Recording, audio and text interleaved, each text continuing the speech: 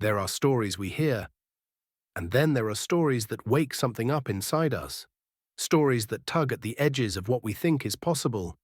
Stories that make us pause just long enough to wonder whether the invisible world is far closer than we ever imagined. Tonight, we step into one of those stories. Because what you're about to hear isn't simply about a comedy legend or a Hollywood icon, or even a lifelong fascination with the paranormal.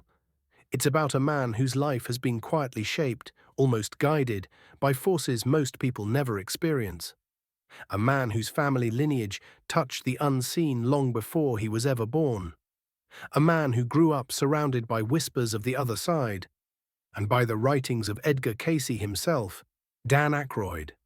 We remember him for Ghostbusters, for the brilliance on Saturday Night Live, for the characters and laughter that became part of our culture. But behind the fame, behind the comedy, behind the public persona, lies a story far more mysterious than anything Hollywood ever scripted. Because Dan Aykroyd wasn't introduced to metaphysics as an adult, or for a television show, or for entertainment. He was born into it. And the roots of that story don't begin in Los Angeles, or New York, or on a movie set. They begin in Canada, inside an old farmhouse in Kingston, Ontario, where something remarkable was happening quietly for decades, a place where the Aykroyd family gathered every Sunday night. Not for supper, but for séances. Imagine that for a moment. A young Dan Aykroyd, walking past the parlor where black cars rolled up each weekend, where matrons in dark dresses arrived with solemn faces, where candles flickered, and where his great-grandfather, Sam Aykroyd, acted as the master of ceremonies for gatherings that blurred the line between the living and the dead. He wasn't dabbling in spiritualism. He documented it, investigated it, studied it with the curiosity of a scientist and the reverence of a believer. And during those years, those deeply formative years, there was another constant presence in the home. Books, but not just any books. The writings of Edgar Cayce. They weren't locked away. They weren't treated as artifacts. They were simply there, within reach. A part of the intellectual furniture of the house. For many families, bedtime stories were fairy tales. In the Aykroyd home, the stories were different. They were about dreams that foretold the future, healings that defied medical understanding, visions that crossed time and space, lives influenced by forces only glimpsed in moments of quiet, sacred clarity. Dan Aykroyd was surrounded by these ideas before he ever stepped onto a stage, before he ever held a script, before any director ever called action. And for him, Edgar Cayce was never a mysterious figure of the past. He was a guidepost, a familiar voice, someone who made sense of the strange world Dan grew up in, a world where the invisible wasn't feared, but explored. And that upbringing set the foundation for something extraordinary. A life shaped by curiosity. A life shaped by a willingness to question. A life shaped by the belief that there is far more to reality than what our eyes reveal. Tonight we go back to the beginning of that lineage, to the man who started it all. The great-grandfather, the investigator, the quiet spiritual pioneer, Sam Aykroyd. Because once we understand him, we finally understand the extraordinary path that led Dan Aykroyd straight to Edgar Cayce. Sam Aykroyd was not the kind of man people expected to find at the center of a spiritual movement.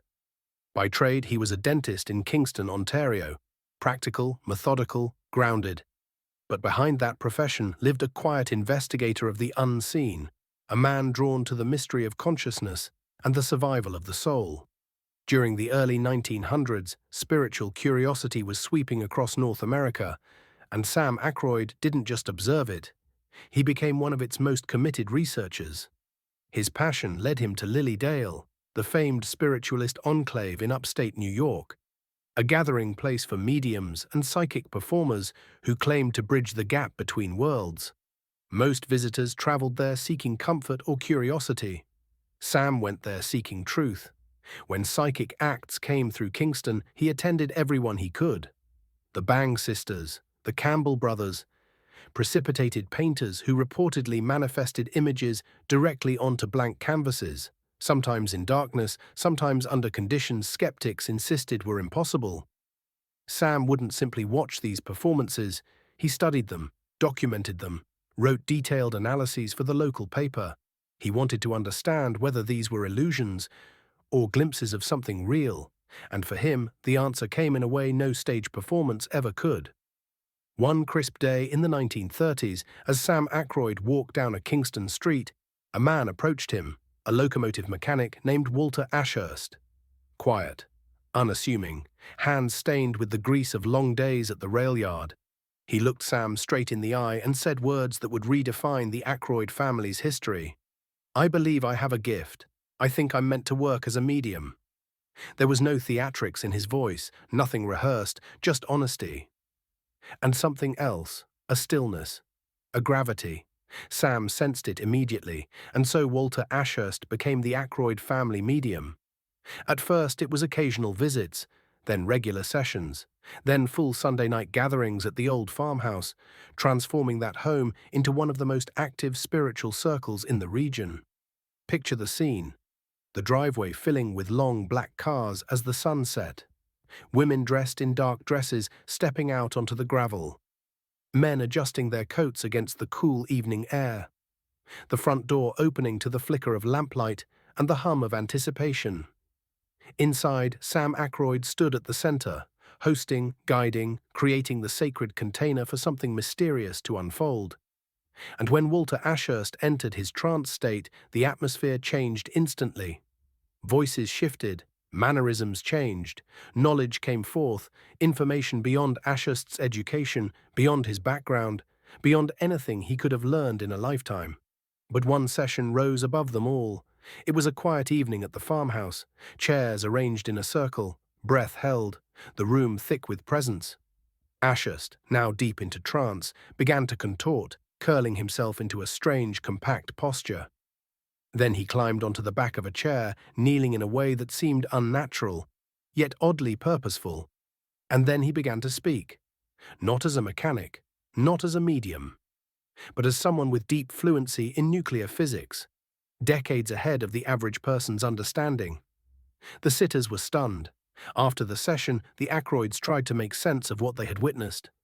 Only later would they connect the posture, the content, the unique way he bent over his work. Charles Proteus Steinmetz, the legendary physicist, scoliotic, brilliant, and known for kneeling on the back of a chair as he worked. There was no way Walter Ashurst could have known such a detail, no books he owned, no education that touched physics, no context for that information to exist. It was one of those moments, the kind that shifts the ground beneath your feet, the kind that makes you whisper, "What else is possible?" And that was only one night in a long lineage of extraordinary events. Through all of this, Dan Aykroyd's father, Peter, watched carefully. And years later he would compile these stories in his book, A History of Ghosts, preserving the family's experiences with a level of detail that feels almost archival. Yet even with all these astonishing events, something even more influential was shaping young Dan Aykroyd's worldview. In that old farmhouse, nestled on shelves, stacked on tables, tucked beside armchairs, were the writings of Edgar Cayce. Not hidden, not treated as artifacts, simply part of daily life. A child could walk by and see Cayce on a book spine the way another child might see Dickens or Mark Twain. Imagine growing up like that, with dreams, visions, past lives, healing through spirit, and messages from higher consciousness not presented as fantasy, but as possibilities.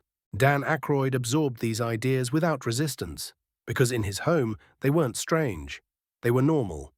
And this is why, years later, when someone at a broadcasting convention first asked him, "Have you ever heard of Edgar Cayce?" Aykroyd laughed, not dismissively, but knowingly. Because Cayce wasn't just a name to him, he was part of the fabric of his upbringing. And speaking of fabric, before we go deeper into how Cayce specifically shaped Aykroyd's worldview, allow me to pause for just a moment. If you're finding value in these stories, if the mysteries of Edgar Cayce and the hidden history behind people like Dan Aykroyd resonate with you, feel free to subscribe to the channel. It helps this work reach more people who are searching for meaning, for connection, and for a deeper understanding of the unseen. Thank you for being here. Now, let's continue. Because to understand why Aykroyd champions Edgar Cayce so passionately, we have to look closer at the one ability he believes Cayce embodied better than anyone before or after him: remote viewing, the art of perceiving the unseen. And in Aykroyd's view, the true origin of the practice is not in Cold War intelligence programs, not in modern consciousness research, but in the quiet, dream-filled room of a humble man from Kentucky. Dan Aykroyd has often said that the true key to understanding Edgar Cayce isn't found in the sensational stories, the predictions, or the dramatic healings, though those moments are astonishing in their own right. To him, the heart of Cayce's gift lies in something deeper, something timeless, something that bridges the ancient world with modern consciousness research: remote viewing. Today we think of remote viewing as a Cold War-era experiment: secret military programs, classified intelligence protocols, consciousness pushed to the edge of possibility. But in Aykroyd's view, the true origin of the practice didn't emerge from a government lab. It emerged from a quiet room where a man from Kentucky lay down, closed his eyes, and entered a sleep state that opened the doorway to the unseen. Aykroyd speaks about this with a sense of reverence, because for him, Cayce wasn't guessing, he wasn't speculating, he wasn't offering vague metaphors. Cayce saw places, people, conditions, past events, potential futures, hidden knowledge that later proved astonishingly accurate.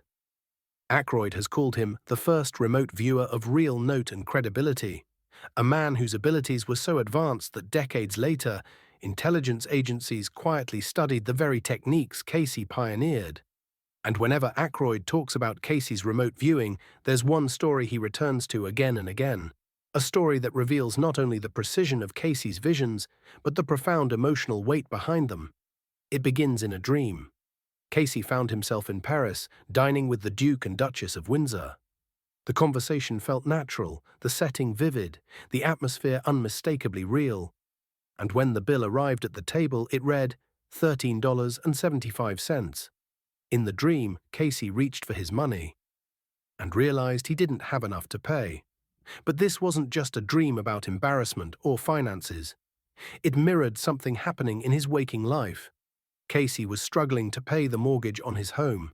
Money was tight, stress was heavy, the deadline was approaching, and then, in the dream, something extraordinary happened. A presence appeared before him, calm, radiant, reassuring: Jesus. And the message was simple: do not worry, it will be taken care of.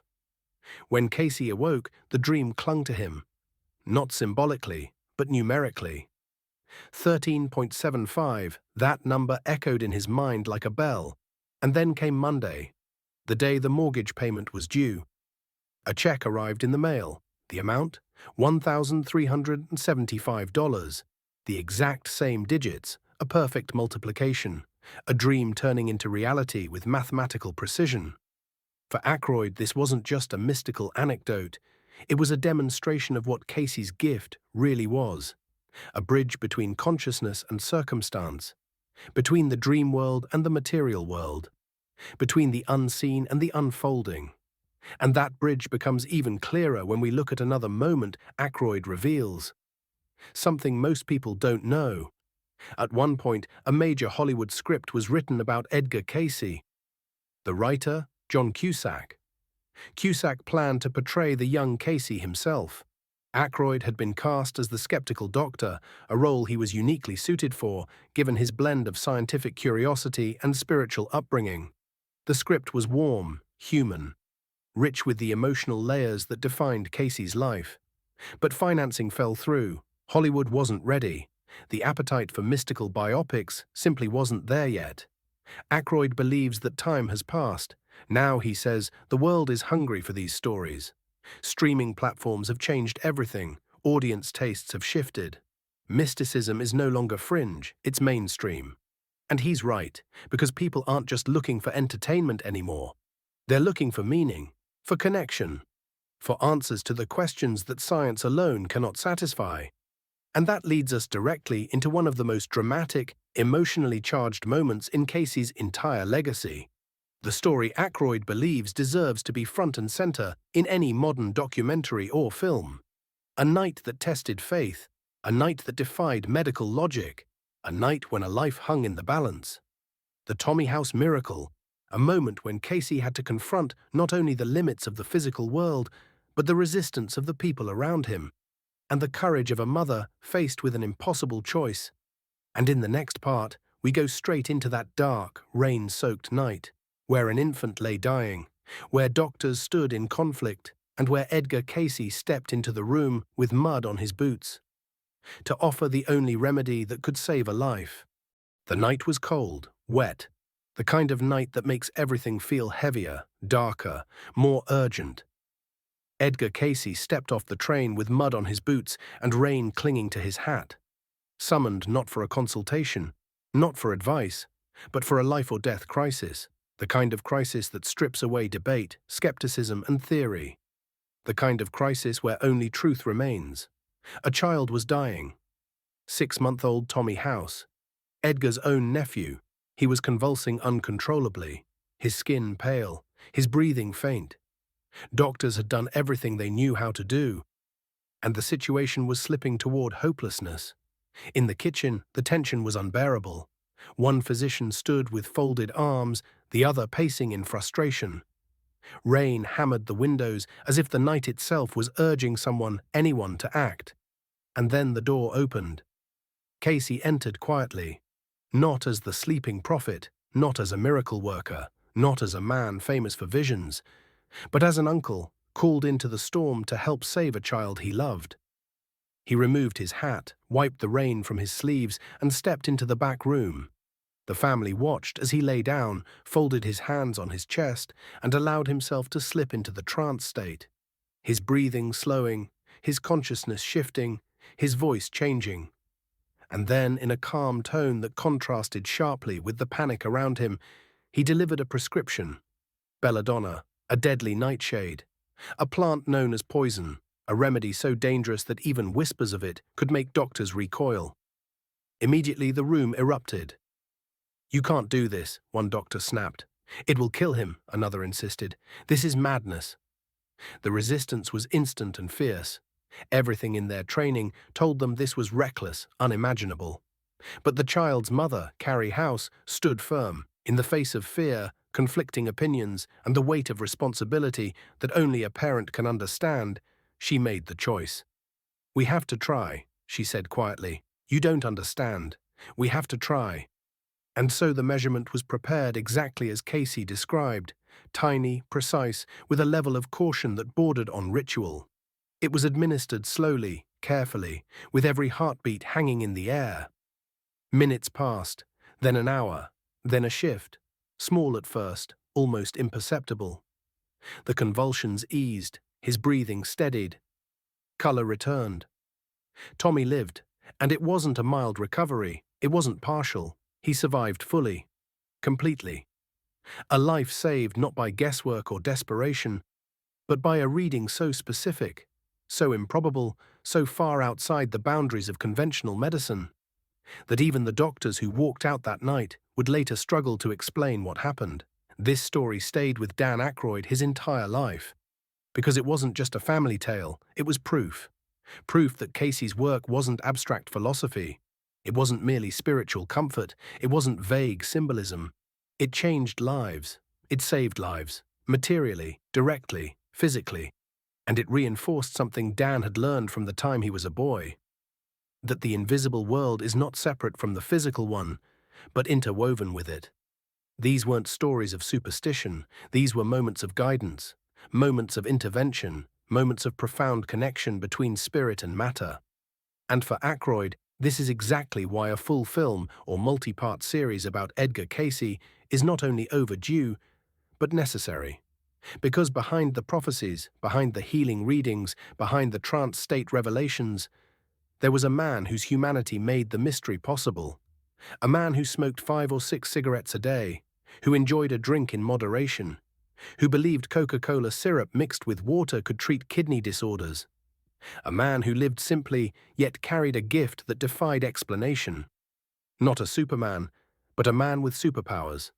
A man whose vulnerability made his gift even more miraculous. Dan Aykroyd wants the world to see that man. The humble prophet, the dreamer, the healer, the human being behind the miracle. And as we move toward the final part of this journey, we come to a bigger question. A question that echoes through time. A question Cayce himself often raised through his readings. What is the source of this information? Where does this knowledge come from? And does one need to belong to a particular faith, a particular tradition, or a particular belief system to understand it? Because Aykroyd believes the answer is broader, far more universal than any single doctrine. And in the concluding chapter of this documentary, we explore what Edgar Cayce truly represents, not only to those who believe in the unseen, but to anyone who has ever felt that life is more mysterious, more interconnected, and more purposeful than we were taught to believe. Dan Aykroyd has often said that what makes Edgar Cayce unforgettable isn't just what he did, but who he was, because behind the visions, the healings, the prophecies, stood a gentle, humble, deeply human man, a man who woke up early to work, who smoked a few cigarettes a day, who believed in simple remedies, like Coca-Cola syrup mixed with water, a man who laughed, who struggled, who made mistakes, and who carried a burden he never asked for but accepted with grace. For Aykroyd, this humanity matters, because it reminds us that great gifts do not require perfection. They require openness. And if there is one message Aykroyd hopes the world will one day understand through a major documentary or feature film, it's this. Edgar Cayce was not distant, not unreachable, not a figure carved in marble. He was relatable, approachable, kind, quiet, and profoundly connected to something greater than himself. A man who demonstrated again and again that the boundary between the physical world and the spiritual one is far thinner than we imagine. This is why Aykroyd believes the world is finally ready for Cayce's story. The landscape has changed. Streaming platforms have created a hunger for deeper, more meaningful narratives, stories rooted in human transformation, mystery, consciousness, the soul. Stories that don't demand belief, but invite exploration. And Cayce's life is one of the richest spiritual narratives of the last century. Not because he was flawless, but because he was real. A man who entered trance not to impress, but to help. Who gave readings to ease suffering. Who offered insights that saved lives, healed bodies, soothed minds, and guided countless people toward inner clarity. His work wasn't confined to any single religious system. It transcended boundaries. It reached people of every background, every belief, every corner of the world. And this is where Aykroyd raises the question that sits at the heart of Cayce's legacy. Do you need to be Christian to understand Edgar Cayce? Do his teachings belong to one faith, or can they speak to everyone? Aykroyd believes the answer is universal. Cayce's work is not about doctrine, it's about consciousness, connection, the survival of the soul, the idea that we exist beyond our physical form, and that something continues long after the body falls away. Cayce spoke of oneness, purpose, healing, love, the continuity of life through lifetimes, and the divine spark within every human being. These ideas are not exclusive, they belong to all of us. And perhaps that is why his story continues to resurface, generation after generation, why people like Dan Aykroyd feel compelled to keep his legacy alive. Because in a world that often feels fragmented, unpredictable, and disconnected, Cayce reminds us that there is order behind the chaos, meaning beneath the confusion, a higher pattern guiding our lives in ways we cannot always see, a reminder that dreams can speak, that intuition is real, that the soul is not a metaphor, but a truth, and that we are far more than physical beings trying to have spiritual experiences. We are spiritual beings navigating a temporary physical life. For Aykroyd, this isn't just interesting, it is profoundly personal. His family lived these truths, witnessed them, recorded them, and passed them to him, a lineage of seekers, investigators, and quiet believers in the unseen. And it is this personal connection that fuels Aykroyd's conviction. Edgar Cayce deserves a major film, a multi-part series, a global audience, not because he was perfect, but because his life helps all of us understand our own. Behind the legend is a man who struggled, hoped, dreamed, failed, loved, worried, doubted, and still opened himself to something extraordinary. And perhaps that is the greatest message of all, that the divine doesn't choose the flawless. It chooses the willing, the quiet, the open-hearted, the ones who listen. As we close this journey together, take a moment, just a breath, to reflect on why stories like this continue to resonate so deeply, why people like Aykroyd feel compelled to tell them, and why you felt drawn to hear it. Maybe it's curiosity, maybe it's wonder, maybe it's the sense that part of you recognizes truth when it appears, even if you can't fully explain it. If this exploration moved you, or inspired you, or simply opened a door you didn't know was there, feel free to subscribe. It helps this channel reach more people who are searching, not for sensationalism, but for meaning, for depth, for something real.